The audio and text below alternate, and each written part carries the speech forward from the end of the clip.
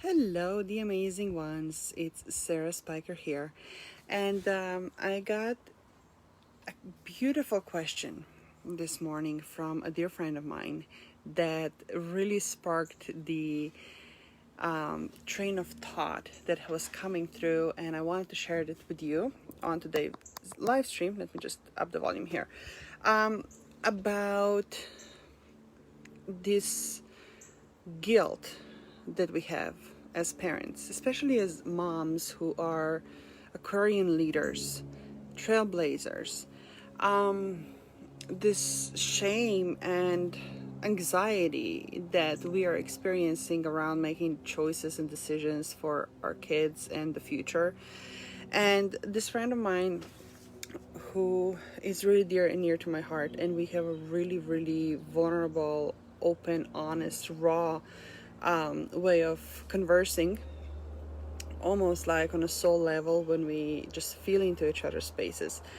She also was really, she said, how are you dealing with this? How are you handling this? Because I know it's coming up for you.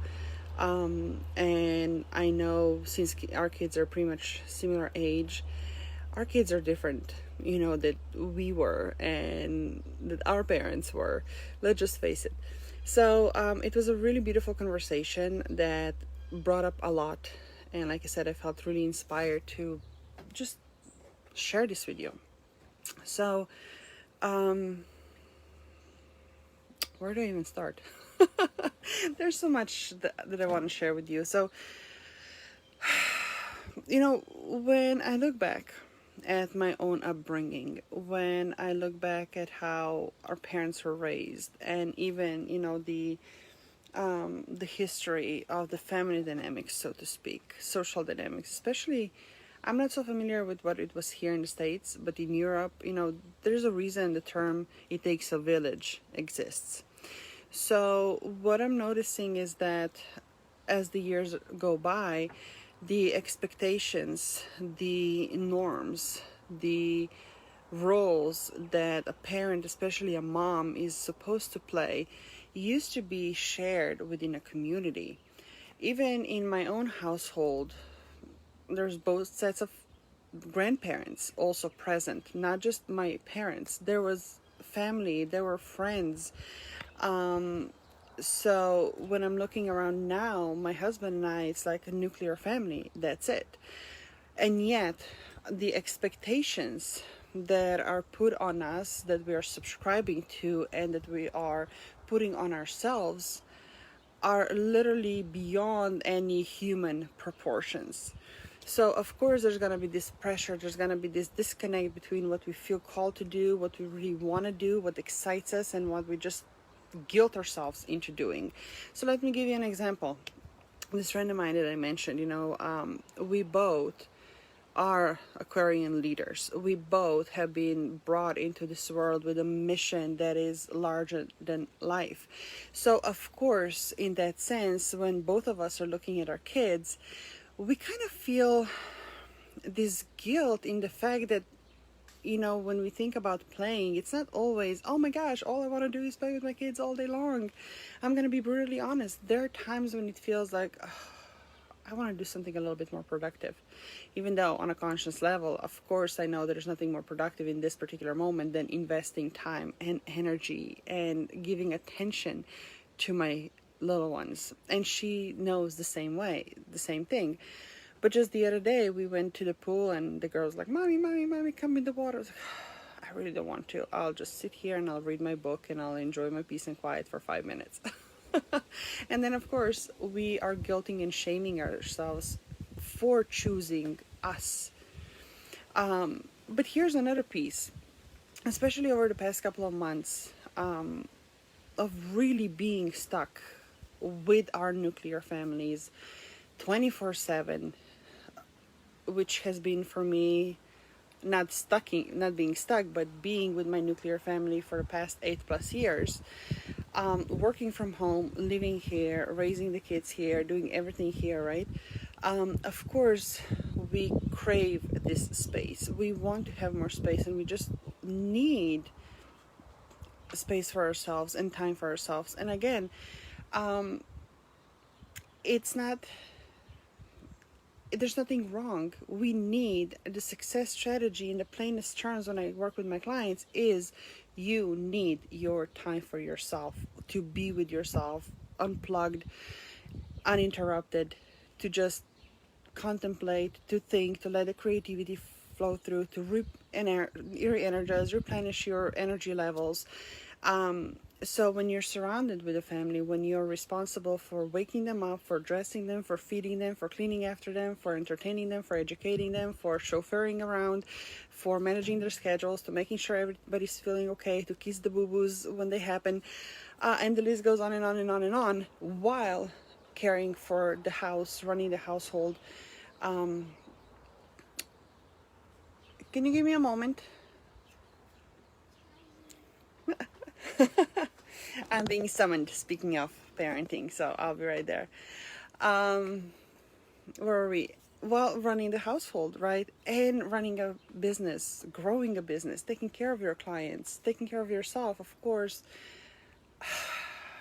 There's never enough time. So we have subscribed to what it means to be, and I was journaling on this morning. It's like the roles, the expectations are up here, and then we're guilting ourselves for not meeting them every single day, every single time, every single moment, because obviously it's humanly impossible. So what would it look like instead of guilting ourselves to know that whatever expectations we believe we're not fulfilling, how would it look like to know that we are fulfilling the exact expectations we are meant to, and that we are living in our dharma, fulfilling our mission, and that it is okay to take the time, it is okay to say no, it is okay not to enjoy every single moment of playing, whether it's with Legos or playing frisbee or playing in the pool or whatever it is. What if we knew that our role, our identity, our calling is not just singular, it's not just being a mom, right? Is that okay? Can we give ourselves that permission? Besides that, there was another piece that was really coming up, and it was another deep contemplation and reflection on the conversation from this morning with this dear friend of mine.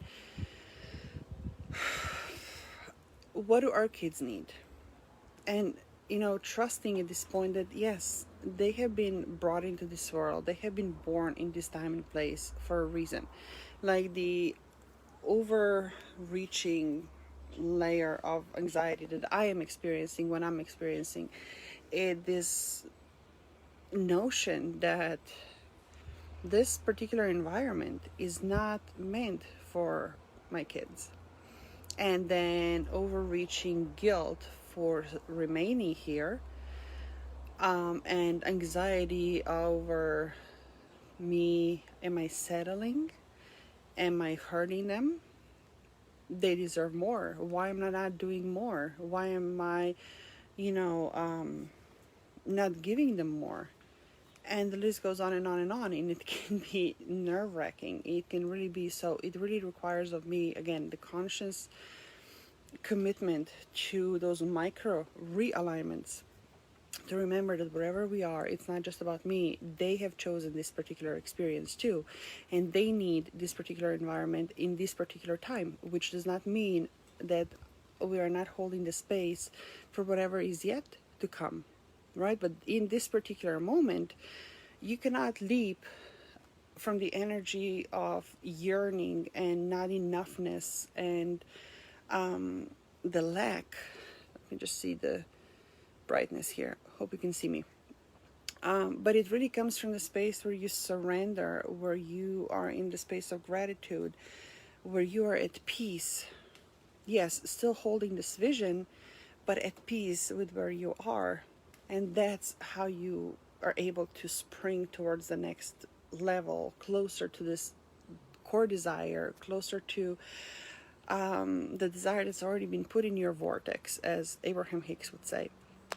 So in plain terms, right, when I find myself spinning in this circle, I know it's not serving me, and I know it's not serving the kids, because what happens next when I am not aware and I continue going down the rabbit hole, I start snapping. And it's something that I can see it coming, right? And I can feel it build up, and I know exactly where in this process. It's almost like escalators going up the steps.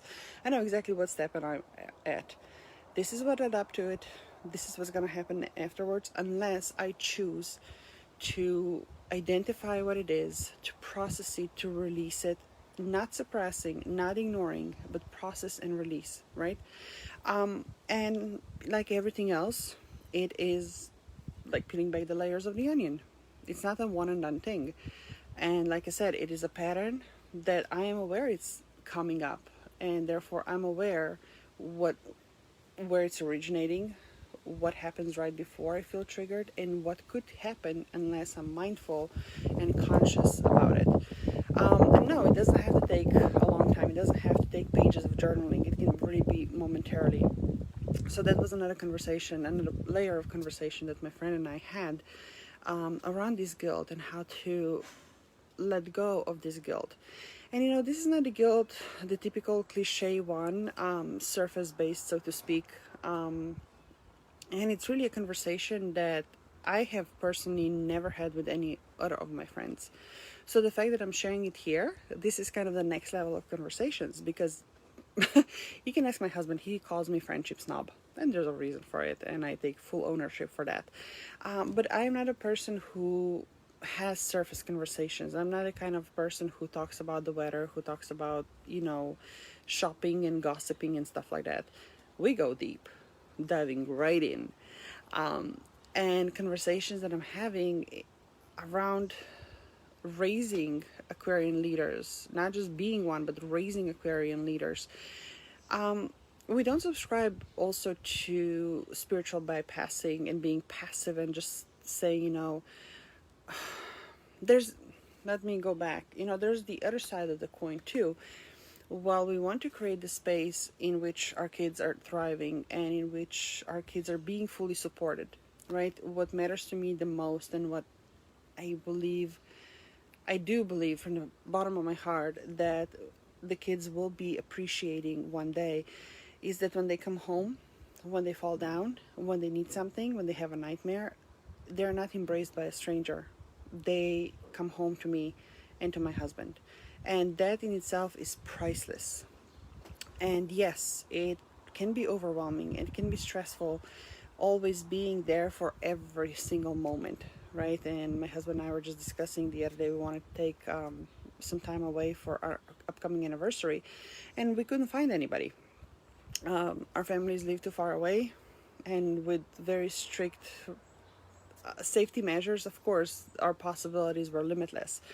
And I was being triggered a little bit. It's like, oh, see, exactly. Here we are again. I am all by myself for everything again. Can't even take a 5-minute break. Again, the old story is coming up, but that's a whole different conversation.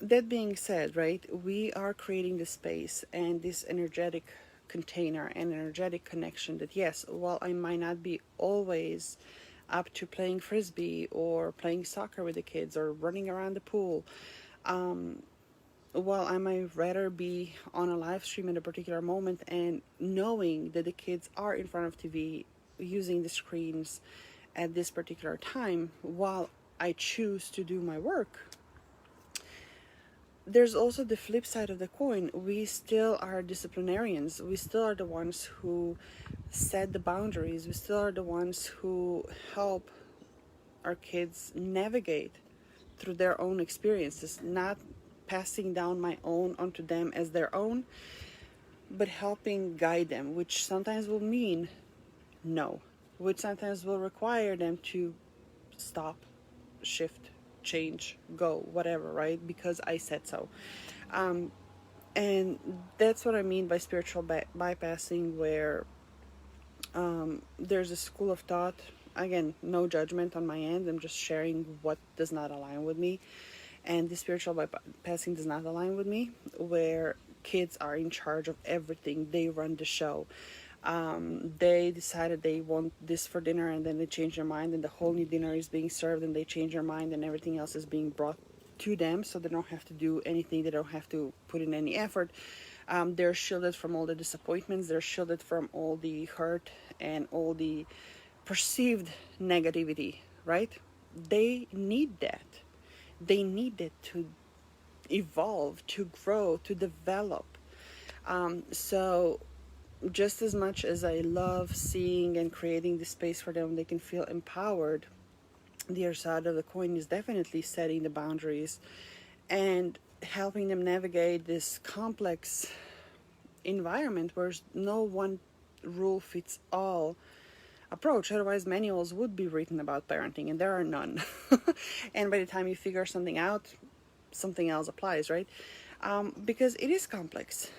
You, as an adult, ultimately, you need to learn the room, how to read the room, how to take the temperature of the room, how to feel into the environment and choose how to respond. Yeah, it's required. You need to. And we are the ones that can teach our kids that. And again, saying no, setting the boundaries, it will press the buttons, it will ignite temper tantrums, it will end up with slamming doors and screaming and throwing things. Of course, it's a human experience.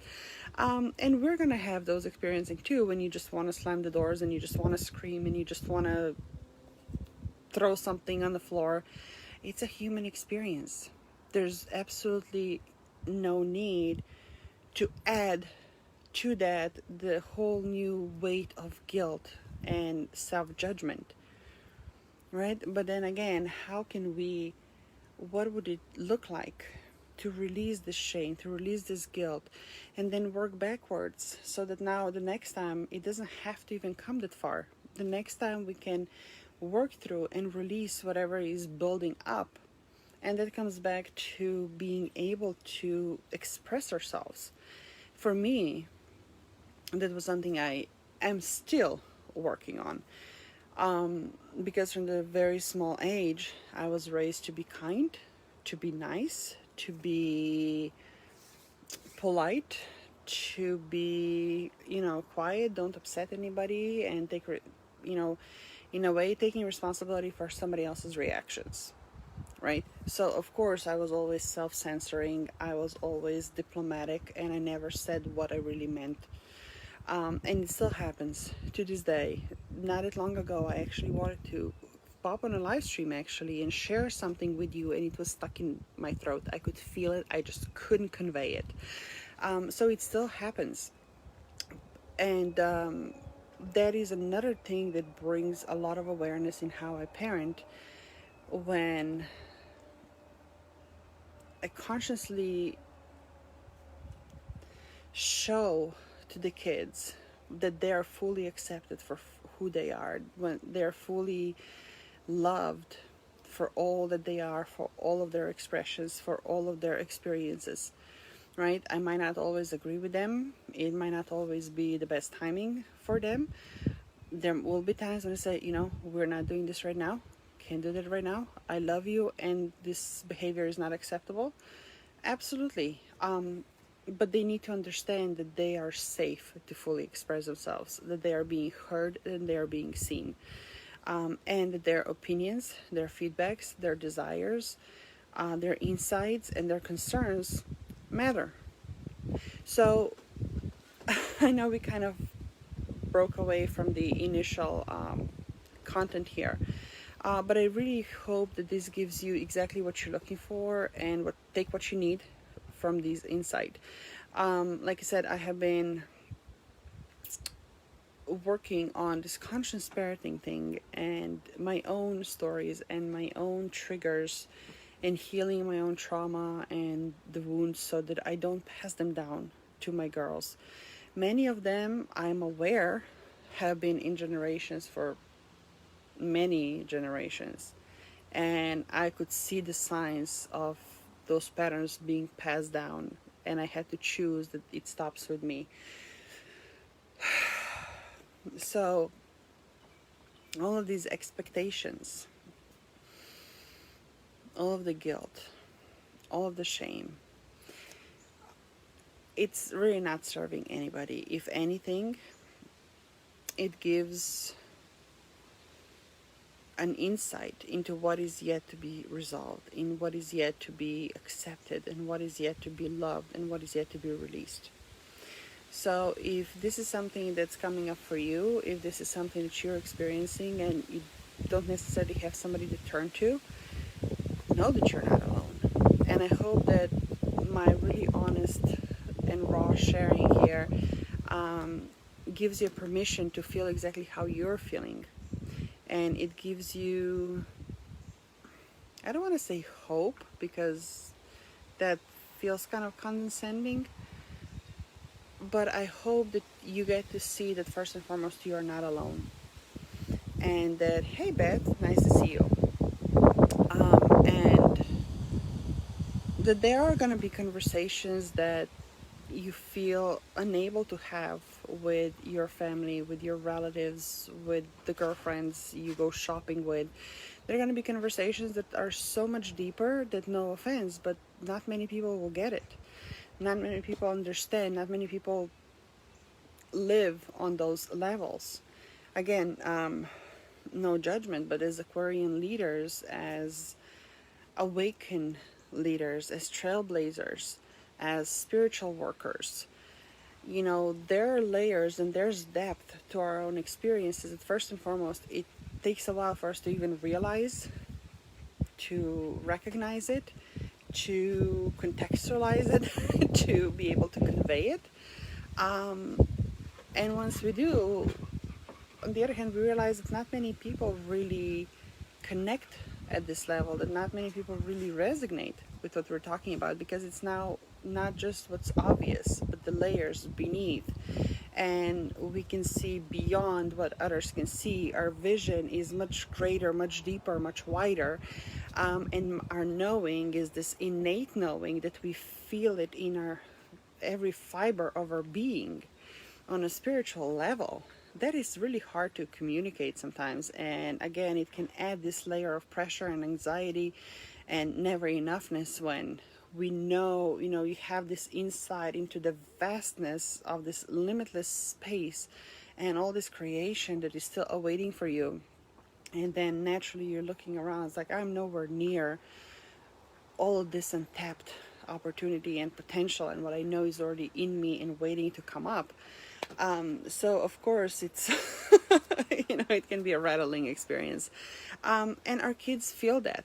I noticed a lot of times when, like I mentioned earlier, there's going to be days when I just don't feel like doing anything, but I would put on a smile. I was like, sure, sure, let's do it.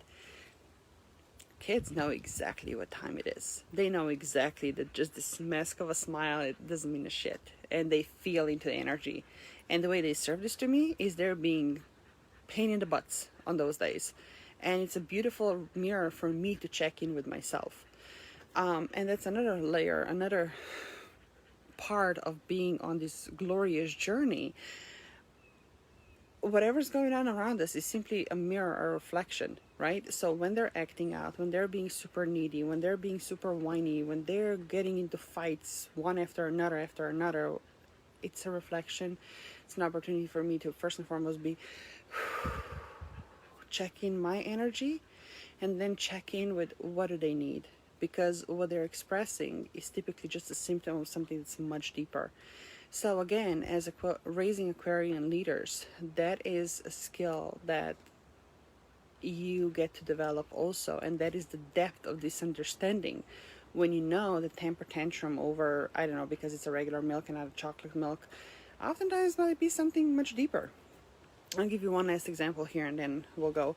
The other day, my 8-year-old was acting out and she hit her sister, pushed her. We had a conversation. 10 minutes later, they broke the doors of a closet. We had another conversation. 10 minutes later, the little one was crying again on the floor, and the 8-year-old was like, yeah, I tripped her over because she annoyed me. And I was like, for the third time, for God's sakes, seriously. Didn't we just have a conversation about it? But I was like, this is not it. She needs attention. She's looking for something else here. This is her cry for attention. What does she need? So I went to her. I was like, do you want to talk? No. Do you need anything? No. Do you want a hug? No. Okay, so I gave her her space, and then later the day I came back. I was like, can I share something with you? And her back is turned again towards me. It's like, yes. It's like, I see this amazing 8-year-old girl who is brilliant and who has all these big feelings and emotions that sometimes might be hard to express. And she turns to me and is like, no, mommy, you have it all wrong. Like, oh, tell me more about that. And she says, bless her heart, she goes, what I see, mommy, is an 8-year-old girl who has the most annoying sister, and whose sister takes all the time and attention from her parents, and whose parents love her little sister more than they love her. Like, oh, thank you so much for sharing this with me. This must be really brave for you to express. What makes you feel that way? And then we unpacked it, and then we came up with a secret sign that she can express to me when she feels this coming up, so that she doesn't have to express it verbally if there's somebody around, but it's just a secret sign that I know, okay, she needs me, she needs attention, she feels left out, and we can go deal and talk about it and help her process and give her whatever she needed at the time. So yeah, it's it has many layers, and sometimes that can be overwhelming. And like I said, especially after all these months of being stuck in the same space, doing everything, wearing a million hats that you're literally changing on the go, it can be exhausted. And no wonder when we're looking around, everybody's lives on the outside feels amazing. Everybody's lives feel so much more whatever it is, right? And we start doubting in ourselves, and then we look at our expectations for what we envisioned for ourselves and our families, and we're filled with guilt for, or feeling inadequate for not quite being there. It's all part of the process, but the difference is, are we using this against us, or are we using this as a fuel to keep propelling us forward, to keep motivating us, for keep inspiring us? And that's the resilience piece that comes in. Just like with raising the kids, it's also with us. It's an ever-growing muscle that you continuously exercise and grow. Okay, so like I said, there is a lot to this, and I trust that you are gonna get out of this exactly what you're looking for. If you missed the beginning, I do invite you to start with a replay, because it puts it into context. So if you have questions, please do let me know. And remember that as we are continuously building our businesses, as we are continuously creating our intentional living, as we are leading our teams, especially during these days, and this is particularly for those who work within teams, who work or lead your own teams, whether it's as business owners or in any other corporate setting, for example. It's not often talked about, and it has been oftentimes believed that we need to learn how to draw the line. This is business, this is personal. But all those lines have been blurred, especially over the past couple of months. So if there's one last piece of advice I would pass on, is this sense of not just self-love and self-compassion, but love and compassion, empathy for those that you work with, and those that you lead. Because beneath the surface, behind the smiling mask, right, there is something that the person doesn't feel comfortable expressing, but it's eating them alive. There's something that's making them anxious and nervous, or especially with working from home. For many, this has been the first time ever in their whole careers they have been left to their own devices to work from home and make it work with the kids around, with the spouses around, with everything else happening. So, hi Linda, thank you for the heart. So it is not easy. And again, if they know that in you, they have this guiding light, they have you in their presence, sometimes presence alone, sharing of your energy alone, holding the space alone, can really change somebody's day, can really change somebody's life. In some cases, it can literally save somebody's life.